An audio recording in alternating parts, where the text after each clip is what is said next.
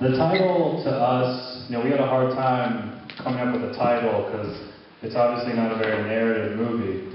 So any title you would give it could come off as pretty pretentious, you know? So ODDSAC to us was kind of the idea of me and the guys in the band are a big fan of like Haribo, like gummy candies, like gummy bears. So we kind of like to think of the movie as like a messed up package of like candy that you see on the floor. So that's really all it is. We wanted like a visual title, like something that could stand on its own as a visual. So it was either that or Gloppy Bodies. So I like Gloppy Bodies, but I've grown to like ODDSAC. It's really funny to hear someone from Sundance say sack over the phone. Because in America, sack means like ball sack. But yeah, I'm pretty psyched to be here in Iceland. I think I've never been here before. This is my first time here, and I think you guys have a cool country. Yeah, I feel at times the music could have filled up like kilometres of like physical space, you know what I mean? But this isn't always bad, but the film was always very sort of imminent, and it felt like it could have been playing like on your islands or something very close to you. But what was behind the decision to keep it all very sort of, you know, like claustrophobic, like in front of you know, most of the time? I understand what you're saying. You know, my background is I've done a handful of music videos, but I work with a band called Black Dice and Panda Bear doing visuals when they play. So that has definitely like informed like my shooting style, my editing style, and the more abstract passages. Because you know, I'm used to operating in a concert venue or in a gallery, but you know, I have a band that is essentially being my voice, and I'm just kind of responsible for bombarding the viewer. So that's kind of influenced the way I edit, just the way I interpret rhythms. I feel like I'm more influenced by music than I am by other movies. So I like to think of it as a kind of like a confrontational, visceral piece of media, and that's probably the intention behind that. Well, this is an interesting point, and sometimes I tell this before the screening, because I think it kind of helps contextualize it for people, but we actually did both at the same time. Like, obviously the live action stuff, the stuff with the sets and the costumes, we shot that, but then the more like abstract interludes and the spaces in between, those all were a lot of back and forth between me and the band. Like, they would be in the studio and I would be in the next room cutting, and they would feed me sounds, and I would send them back a clip, and be like, oh, this works here, this doesn't, or, you know, maybe we could lengthen this out. And there are passages in the movie that came about solely from audio, and other pieces that are, you know, obviously like very locked to the visual. So we wanted it to kind of, rather than be like a music video where you cut to a song or a film, which is normally, you know, you have a picture lock and then the music person has to score that. We wanted there to be like a lot of interaction between the two, so it seems kind of organic. And that's also one of the reasons why it took so long. To make, like the kind of released works of Animal Collective are like changed, like from quite to very like synthy based now, even though those songs were like made years ago. Mm-hmm. Was there like a lot of writing and rewriting and you having a remake based on the kind of evolution of their songs? Or? You know, we started this movie, like Michael said, about 4 years ago, and they released 2 albums in that time that are both pretty different, and that both of these albums brought them, you know, wider audiences. But to their credit, they never let those albums or those work like influence their work here. You know, they were making this music while they were making Merryweather Post Pavilion, and I think to them, I've answered this question enough with them, but I feel like I can speak for them here. This was just like another side to their work. This was, you know, this wasn't intentionally made to alienate the newer fans that like the more accessible work. This was just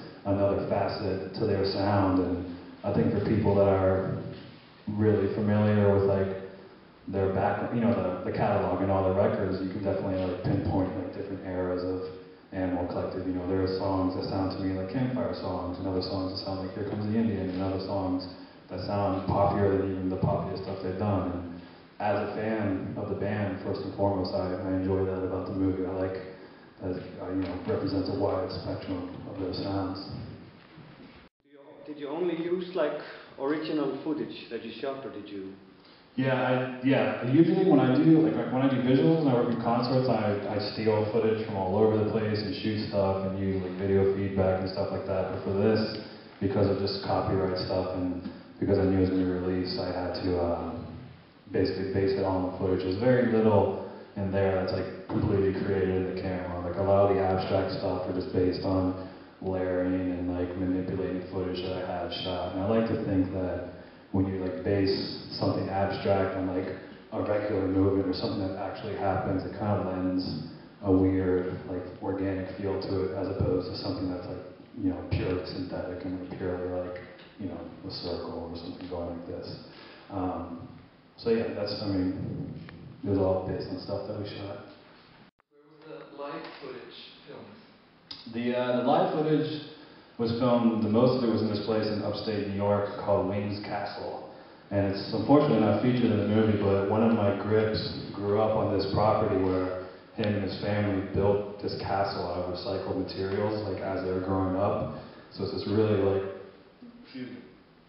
lumpy, like Tolkien-esque building in this big hill, and the guy that made it is this like cantankerous, like kind of gruff outsider artist guy, but he was just like really supportive and like infatuated with us. You know, we'd be shooting, and you know, it was just ridiculous. It was a really good time. We were just goofing around all the time. But you know, you'd look in the background and you'd see Mr. Wayne, the guy who built this castle, just like watching you from behind a tree. And then next thing you know, he's like driving around the tractor, like mowing grass for you, and, you know, completely at our disposal.